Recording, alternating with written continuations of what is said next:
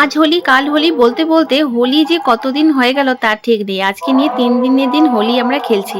তো এখন হোলি খেলার জন্য সবকিছু নিয়ে চলে এসেছি ছাদের উপরে, কারণ আমরা নিচে খেলি না, কারণ নিচে না খুব নোংরা হয়ে যাবে। নিচে ব্যবস্থা করেছি খাওয়া দাওয়ার। দেখো আমাদের হোলিতে খাওয়ার জন্য এখানে পোয়া পিঠা সবার আগে বানিয়ে নিয়েছি, মাংস তৈরি হয়ে গেছে, ভাত রেডি হয়ে গেছে, আর বানিয়েছি চালের পুরি, চালের রুটি, যেটা শুধু চালের গুঁড়ো দিয়ে হয় সেই রুটিটা বানিয়েছি।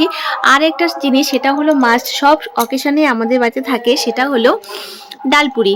আর ডালপুরি বানানোর পরে দেখো এগুলো হচ্ছে ডালপুরি। ডালপুরি বানানোর পরে এগুলো আমি তোমাদের দেখিয়ে দিলাম। এখন দেখো ছাদে এদের খেলা শুরু হয়ে গেছে, তো আমিও চলে এসেছি এখন খেলার জন্য।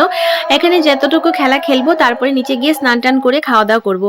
কারণ একটু আগে আমি রান্নাবাড়ি করে তারপরে আমাদের পাড়ায় যে দিদিরা আছে সবার সাথে গিয়ে খেলে এসেছি। তারপরে খেলে আসার পরে আবার সেই চেঞ্জ করে উপরে চলে এলাম। তখন তাড়াহুড়োর মধ্যে মোবাইল ছাড়াই যেতে হয়েছে দিদিদের সাথে খেলতে, সেই জন্য সেগুলো আমি শেয়ার করতে পারলাম না।